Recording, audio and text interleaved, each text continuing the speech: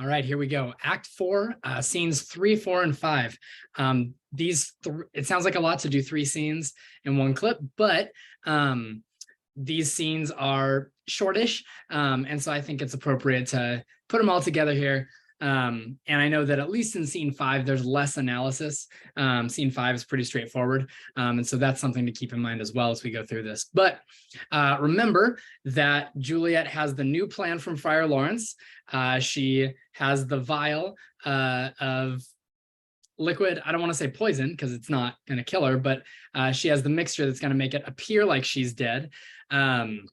She was supposed to get married on Thursday, but Lord Capulet was so glad that she had changed her mind that he brought it up. So she's supposed to get married to Paris on Wednesday morning, which is tomorrow. We're at late Tuesday night right now.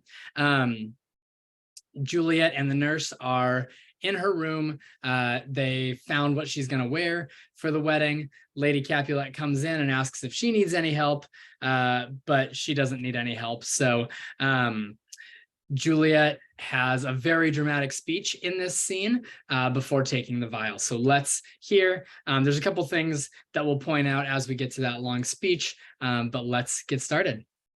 Scene 3, Juliet's chamber. Enter Juliet and nurse. Aye, those attires are best. But gentle nurse, I pray thee, leave me to myself tonight, for I have need of many orisons to move the heavens to smile upon my state, which well thou knowest is cross and full of sin. Enter Lady Capulet. What? Are you busy, ho? Need you my help? No, madam. We have called such necessaries as are behoveful for our state tomorrow.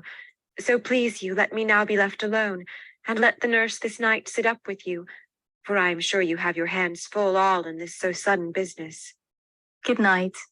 Get thee to bed and rest, for thou hast need. All right, do you need any help? No, we've got everything ready for tomorrow. Let me alone.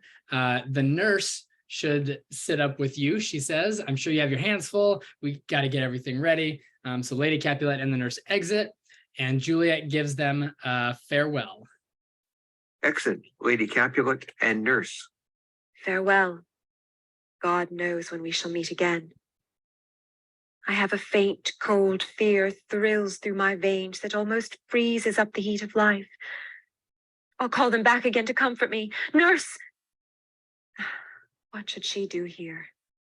My dismal scene I needs must act alone. Come, vial. What if this mixture do not work at all? Shall I be married then tomorrow morning? No, no, this shall forbid it. Lie thou there. Okay, so as she goes through this long speech, it's the entire next page. Okay, she goes through this long speech, and the main thing she's doing is she's feeling this anxiety before she does this drastic thing of drinking the vial. And the first thing she says that she's worried about is, what if this mixture doesn't work at all? Am I just gonna have to get married then? But then she takes out her knife, sets it down. No, this shall forbid it, right? So if the mixture doesn't work, then she has the knife that she can wake up and use on herself to make sure that she doesn't have to get married. What I'll do is I'll pause kind of for every one or two to talk about these different things that she is worried about. So let's hear the next one. Laying down her dagger. What if it be a poison, which the friar subtly hath ministered to have me dead, lest in this marriage he should be dishonored, because he married me before to Romeo? I fear it is. And yet methinks it should not, for he hath still been tried a holy man.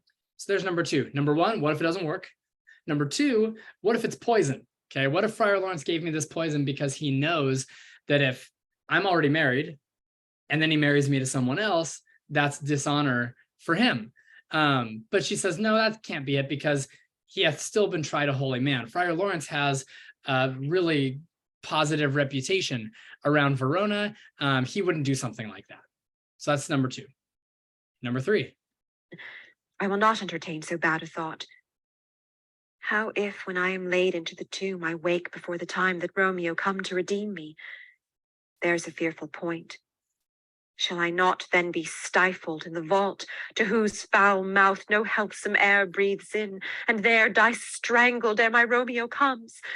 Okay, so she's got a couple worries here. She says, what if I wake up before Romeo comes, right? Because Romeo's supposed to show up and save her. And then she's got a couple consequences that might happen there. Number one is what she just said. Shall I not then be stifled in the vault? She's worried that she might suffocate before Romeo comes because there's no good air in there. Seems like a reasonable worry. But then also, what if she wakes up early and doesn't suffocate and loses her mind? And so she's going to explain that here. Or if I live, is it not very like the horrible conceit of death and night, together with the terror of the place, as in a vault, an ancient receptacle, where for this many 100 years the bones of all my buried ancestors are packed, where bloody Tybalt, yet but green in earth, lies festering in his shroud, whereas they say at some hours in the night spirits resort. Alack, alack, is it not like that I, so early waking, what with loathsome smells and shrieks like mandrakes torn out of the earth, that living mortals hearing them run mad? Or if I wake, shall I not be distraught, environed with all these hideous fears, and madly play with my forefathers' joints, and pluck the mangled Tybalt from his shroud, and in this rage with some great kinsman's bone, as with a club, dash out my desperate brains? Okay, so this is super dramatic, right? She says, what if I wake up? And she says, as it says in the middle here, what with loathsome smells, right? So it smells bad in there. It's scary to be in this tomb with all these dead bodies. If I wake, won't I be distraught with all these fears around me? And she's worried that she's going to lose her mind. And as she says, madly play with my forefathers' joints, pluck Tybalt from his burial shroud, and in this rage with some great kinsman's bone, dash out my desperate brains. So am I going to play with these dead bodies? Am I going to pull Tybalt, his decomposing body, out of his shroud? Am I going to grab some giant bone and bash out my own brains with it because I've lost my mind? She's worried. She has a lot that she's worried about. And then as she is worried about all these things, she's about to drink the potion, and she thinks that she sees the ghost of Tybalt coming for her. So here we go. Oh, look, methinks I see my cousin's ghost seeking out Romeo, that did spit his body upon a rapier's point. Stay, Tybalt, stay! Romeo, I come. This do I drink to thee. Throws herself on the bed. Scene. All right, so that was in that speech. You notice there were a couple spots where it had that thing that we talked about in class, where the version on the audio is slightly different from the version in the text, and that's okay. The meaning doesn't change at all. It's just different editors through the years edited slightly differently. Now we're in scene 4. We've got Lady Capulet, the nurse, and Lord Capulet, and some servants, and they're like frantically getting ready for the party.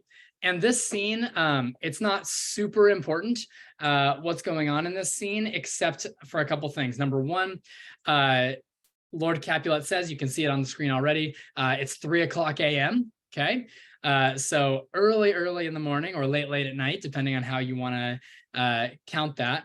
And this scene, they're all rushing around trying to get ready, and it's just a little bit of lightening the mood, because that last speech with Juliet was super dramatic, and then scene 5 is going to be like super dramatic. And so this scene is just a little bit lighter in between, so that it doesn't just feel like dark, right?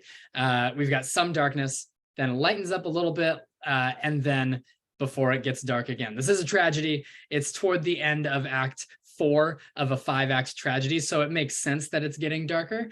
But this scene is a little bit of a break from that. So scene 4, they are maybe in the kitchen, but they're down getting things ready for the wedding. Here we go. 4. Hall in Capulet's house. Enter Lady Capulet and nurse. Hold, take these keys and fetch more spices, nurse. They call for dates and quinces in the pastry. Enter Capulet. Come, stir, stir, stir. The second cock hath crowed. The curfew bell hath rung. 'Tis 3 o'clock. Look to the baked meats, good Angelica. Spare not for cost. Go, you cot queen, go. Get you to bed. Faith, you'll be sick tomorrow for this night's watching. No, not a whit. What? I have watched ere now all night for lesser cause and ne'er been sick. Aye, you have been a mouse hunt in your time, but I will watch you from such watching now. Exit Lady Capulet and nurse. A jealous hood, a jealous hood. Now, fellow, Enter servants with spits, logs, and baskets. what's there? Things for the cook, sir, but I know not what. Make haste, make haste. Exit first servant. Sirrah, fetch drier logs. Call Peter, he will show thee where they are. I have a head, sir, that will find out logs. I never trouble Peter for the matter. Exit. Mass and well said, a many horsemen. Ha, thou shalt be long ahead. Good faith. 'Tis day. The county will be here with music straight, for so he said he would. I hear him near. Music within. Nurse, wife, what ho, what nurse, I say. Re-enter nurse. Go waken Juliet, go and trim her up. I'll go and chat with Paris. Hi, make haste, make haste. The bridegroom, he is come already. Make haste, I say. All right, so they're at the end of scene 4. It's 3:30, 4 o'clock a.m. and Paris is already there. He must be super excited for this wedding. So Lord Capulet tells the nurse to go wake Juliet up and get her ready, because Paris is already here, so wedding's gonna happen. We get to scene 5. We're in not Lady Capulet. We're in Juliet's room, and the nurse approaches the bed. She tries to wake Juliet up and she can't. And she finds that Juliet appears to be dead because remember, she drank the vial. That's what the potion is supposed to do. The nurse calls Lady Capulet and Lord Capulet in, and basically everyone in the scene gets to take turns talking about how sad this is. Okay. So here we go. Scene 5. Juliet's chamber. Juliet on the bed.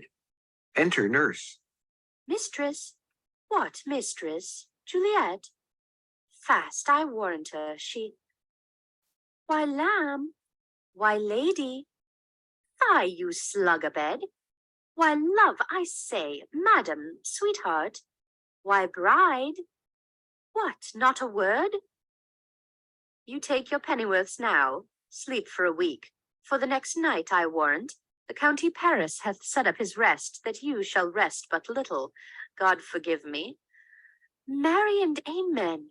How sound is she asleep? I needs must wake her. Madam, madam, madam. Aye, let the county take you in your bed. He'll fright you up, i'faith. Will it not be? So this is one of these beds that has a canopy, right? The curtains all the way around it. And so at first, all of this at the beginning is just her on the outside of it, talking to Juliet on the inside, trying to wake her up. And she, tells a couple of jokes about Paris.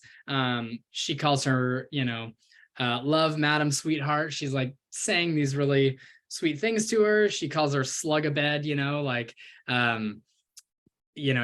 lazy girl. But, she's saying it in a nice way, teasing way a little bit. And then when she opens the curtains, she's shocked because, first of all, Juliet's not wearing night clothes. She's just dressed. But then, of course, she learns that, oh my goodness, she won't wake up. She's dead. Again, we know the truth. She's not really dead. She just appears to be, because of the potion that she drank from Friar Lawrence. And so now the plan is set and everyone will take turns talking about how sad this is. So here we go. What, dressed? And in your clothes?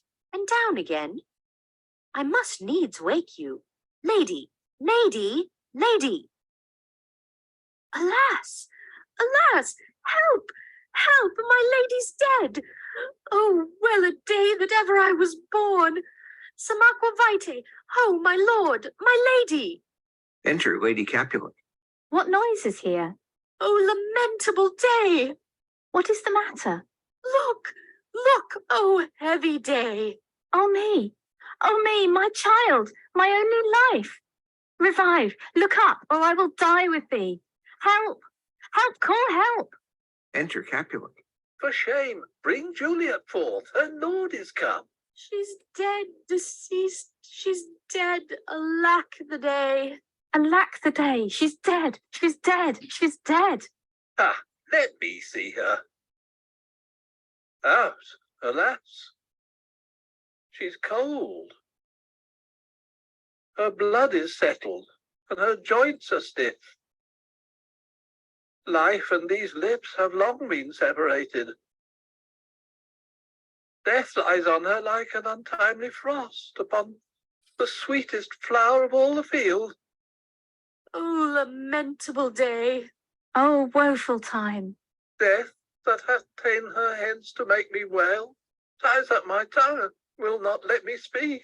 Enter Friar Lawrence and Paris with musicians. Okay, so Paris doesn't know yet, of course. Friar Lawrence enters, and he has to pretend like he doesn't know what's going on. So, hey, is she all ready to go to church? And Lord Capulet says, ready to go, but never to return, right? Because remember, cemetery would frequently be like around the church, pretty common thing. And so when he says ready to go, but never to return, he means she's ready to go and be buried there. She'll never come home. She's dead. She says, and then Lord Capulet says, death is my son-in-law, my daughter he has wedded. So instead of Juliet marrying Paris, it's like Juliet has married death, he says. So very sad and dramatic. Everybody, we've got Capulet, Paris, Lady Capulet, the nurse. Everybody talks about how sad this all is. And then Friar Lawrence kind of stops them. Because remember, Friar Lawrence wants everyone to get along in Verona. He wants everything to be okay. He doesn't want it to get too sad. And so he has some words of wisdom to try and console everybody during this tragic time. It's not really tragic yet, but it's tragic for them at this moment. So let's hear all of their lamentations before we hear Friar Lawrence's advice to them. Here we go. Come, is the bride ready to go to church? Ready to go, but never to return. O son, the night before thy wedding day, hath death lain with thy bride. There she lies, flower as she was, deflowered by him. Death is my son-in-law, death is my heir, my daughter he hath wedded. I will die and leave him all. Life, living, all his deaths. Have I thought long to see this morning's face? And doth it give me such a sight as this? Accursed, unhappy, wretched, hateful day. Most miserable hour that e'er time saw in lasting labour of his pilgrimage. But one poor and loving child, but one thing to rejoice and solace in, and cruel death hath catched it from my sight. Oh, woe, oh, woeful, woeful, woeful day. Most lamentable day, most woeful day that ever I did yet behold. Oh, day, oh, day, oh, day, oh, hateful day. Never was seen so black a day as this. Oh, woeful day, oh, woeful day.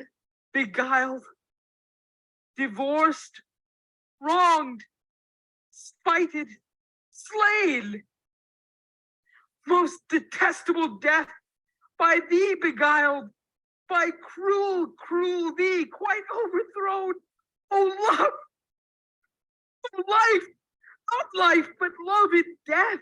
Despised, distressed, hated, martyred, killed. Uncomfortable time, why comest thou now to murder our solemnity? O child, my soul and not my child, dead art thou dead. Alack, my child is dead, and with my child my joys are buried. Okay, so now here comes a long speech from Friar Lawrence, and he's going to explain that while this is sad, let's not get carried away. And so we'll talk about I'll pause it a couple times during this speech to explain exactly what he's talking about here. Peace, ho, for shame. Confusion's cure lives not in these confusions. Heaven and yourself had part in this fair maid. Now heaven hath all, and all the better it is for the maid. Your part in her you could not keep from death, but heaven keeps his part in eternal life. Okay, so he says, heaven and yourself had part in this fair maid. So heaven and you both helped raise her. Now heaven has all, and all the better is it for the maid. So, you may have heard sometimes after someone passes away, as a word of comfort, a word of wisdom, people might say, oh, they're in a better place now, right? And that's what Friar Lawrence is saying to the family. All the better is it for the maid. Juliet's in a better place because now she's in heaven. There's nothing you could do to keep her from death, because that's true, that's humanity. But now heaven has her in eternal life. So he's giving these, kind of words of consolation, words of wisdom, words of comfort, and he's appealing to their religious beliefs in order to help them realize that she's in a better place now, and this is sad, but it's going to be okay. And most you sought was her promotion, for 'twas your heaven she should be advanced. And weep ye now, seeing she is advanced above the clouds, as high as heaven itself? Oh, in this love, you love your child so ill that you run mad, seeing that she is well. She's not well married that lives married long, but she's best married that dies married young. Dry up your tears and stick your rosemary on this fair corse, and, as the custom is, in all her best array, bear her to church. For though fond nature bids us all lament, yet nature's tears are reason's merriment. All right, so Friar Lawrence says, dry up your tears, put your rosemary on this corpse. It was a tradition to put rosemary on a recently deceased person, and then make sure she's dressed in her best and take her to church. Though fond nature bids us all lament, nature's tears are reason's merriment. So even though it's natural, it's normal for us to lament, to be sad, to cry, it makes reason happy, reason's merriment. So even though it's sad and our emotions, our feelings feel sad, we know, reason, the knowledge is that this is happy because she's in heaven, she's in a better place now. Okay. And Lord Capulet here, of course, always thinking about planning events. He's about to say that, even though we had everything ready for a wedding, all those things, the instruments, etc., all of those things now can be used for a funeral instead of for a wedding. And then we've got a short amount of comic relief with Peter and the musicians before the end of Act 4. So here we go. All things that we ordained festival turn from their office to black funeral. Our instruments to melancholy bells, our wedding cheer to a sad burial feast, our solemn hymns to sullen dirges change, our bridal flowers serve for a buried corse, and all things change them to the contrary. Sir, go you in, and madam, go with him, and go, Sir Paris. Everyone prepare to follow his fair course into her grave. The heavens do lower upon you for some ill. Move them no more by crossing their high will. Exit Capulet, Lady Capulet, Paris, and Friar. Faith, we may put up our pipes and be gone. Honest good fellows, put up, for well you know this is a pitiful case. Exit. Aye, by my troth, the case may be amended. Okay, so the musicians here are left. The first musician says, hey, let's go. And the nurse says, yeah, you should go. This is a pitiful case. Everything is sad now. But then Peter comes in and asks them to play. And then they get into a little bit of wordplay, some puns involving like musical terms.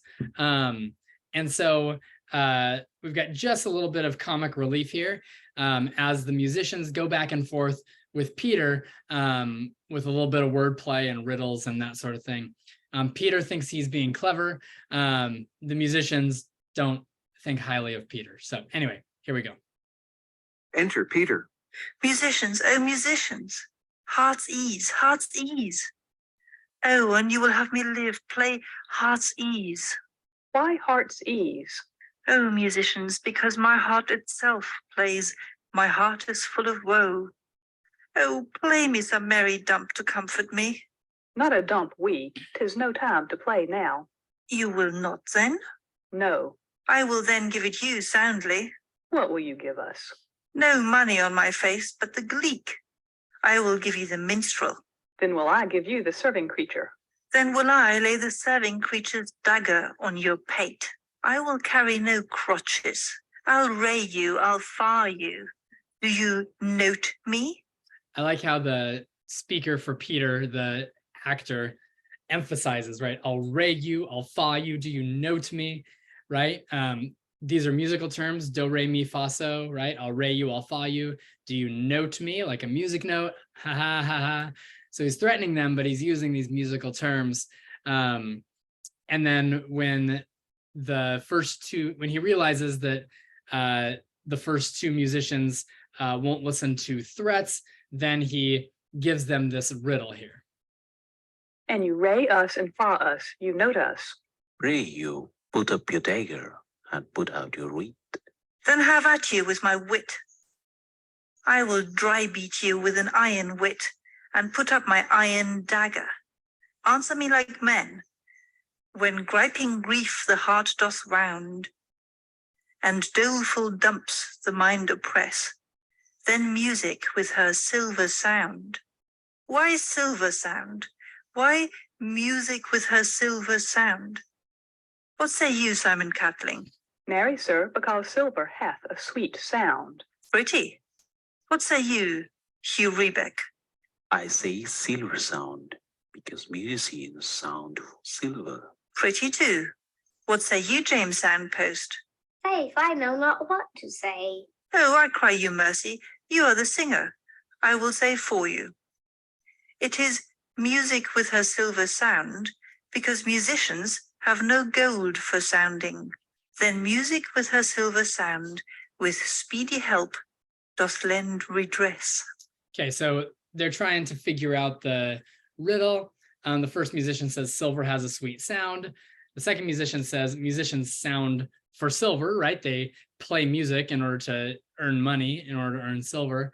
And then Peter says it's music with her silver sound because musicians have no gold for sounding. So it's a joke about musicians not making very much money. He exits, and the first two musicians talk about how they actually feel about him. Exit. What a pestilent knave is this same. Hang him, Jack. Come, we will in here. Tarry for the mourners and stay dinner. Exit. All right, so first musician calls Peter a pestilent knave. Second musician says hang him. And then they decide that, hey, actually, let's stick around. Let's play a little bit, play some music for the mourners. And then, hey, we get a free dinner out of the deal. So nothing wrong with that. They exit, curtain, applause. That's the end of Act 4. The fourth out of 5 acts. So we're about to get into Act 5, the very end of the play, and should be interesting and exciting as we find out how this tragedy unfolds. So thanks for listening. Make it a great day. Until next time.